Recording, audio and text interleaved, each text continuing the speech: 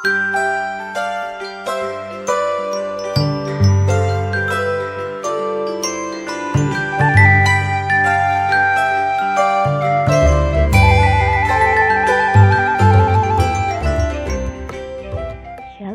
sahabat GPIB yang dikasihi oleh Tuhan Yesus Kristus. Sebelum kita membaca dan merenungkan kebenaran firman Tuhan, marilah kita bersatu di dalam doa. Kami mengucap syukur Bapa atas kebaikan Tuhan di dalam kehidupan kami. Kami mengucap syukur atas penyertaan Tuhan yang telah menyertai kami di dalam istirahat kami sehingga kami dapat bangun dalam keadaan sehat. Dan sebelum kami melakukan aktivitas kami akan membaca serta merenungkan kebenaran firman Tuhan. Biarlah dengan kuasa Roh Kudus, Engkau berkarya di dalam diri kami, sehingga kami dimampukan untuk memahami kebenaran firman-Mu dan dapat dimampukan juga menjadi pelaku-pelaku kebenaran firman Tuhan dimanapun kami berada. Amin.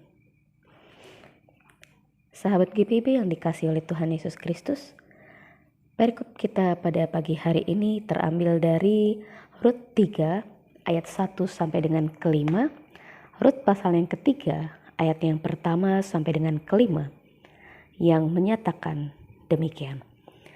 Beberapa waktu kemudian Naomi mertuanya berkata kepadanya, "Anakku, tidakkah sebaiknya aku mengupayakan perlindungan bagimu supaya engkau berbahagia? Bukankah Boas kerabat kita dan engkau pernah bersama hamba-hambanya yang perempuan? Malam itu ia akan menampi jelai di tempat pengirikan.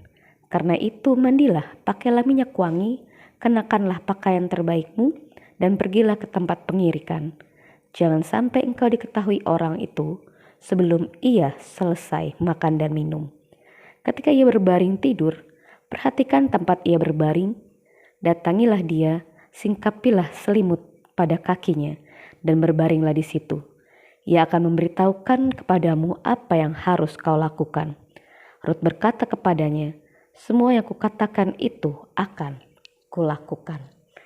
Sahabat GPIB yang dikasihi oleh Tuhan Yesus Kristus, pada dasarnya setiap orang butuh untuk dilindungi. Setiap orang mau untuk dilindungi. Tidak terkecuali kita butuh perlindungan.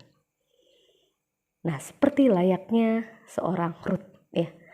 Kalau kita mengetahui konteks Naomi yang sudah ditinggal mati oleh suami dan kedua anak lelakinya. Ketika itu dia menjadi miskin dan hidupnya pun susah. Nah, untuk menopang kebutuhan hidupnya perlu pertolongan dari Rut yang juga dia menjanda. Nah, meskipun seperti itu, Naomi ini menaruh rasa iba dan peduli terhadap Rut.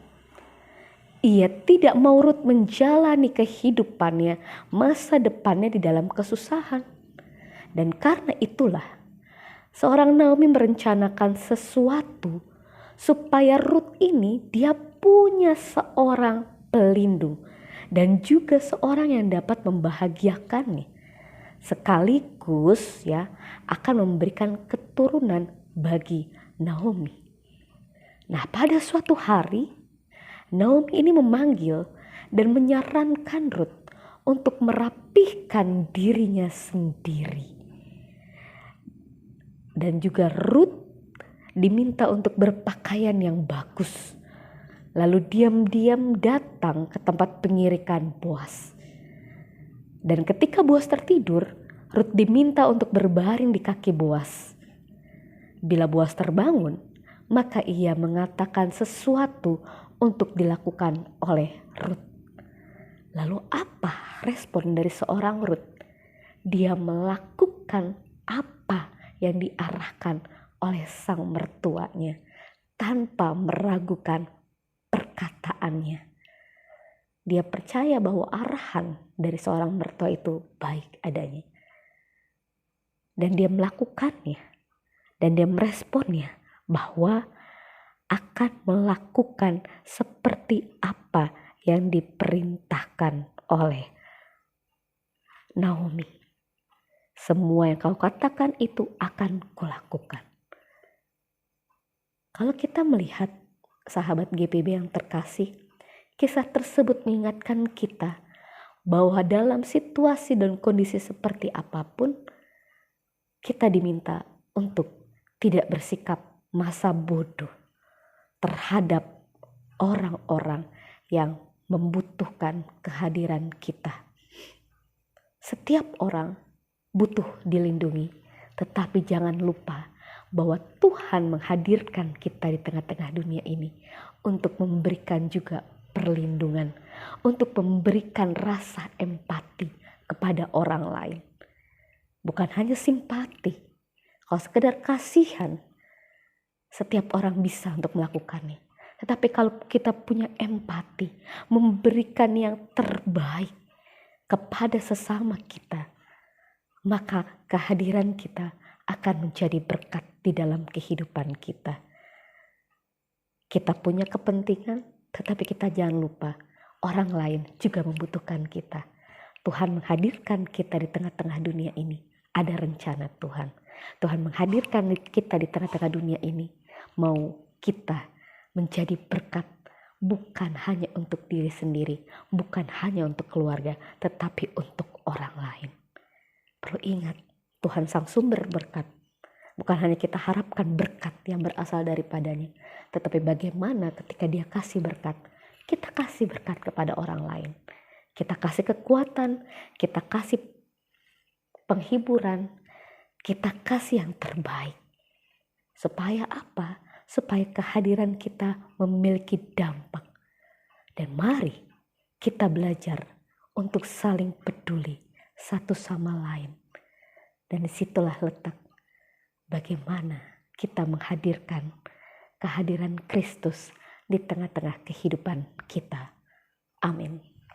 Marilah kita bersatu di dalam doa.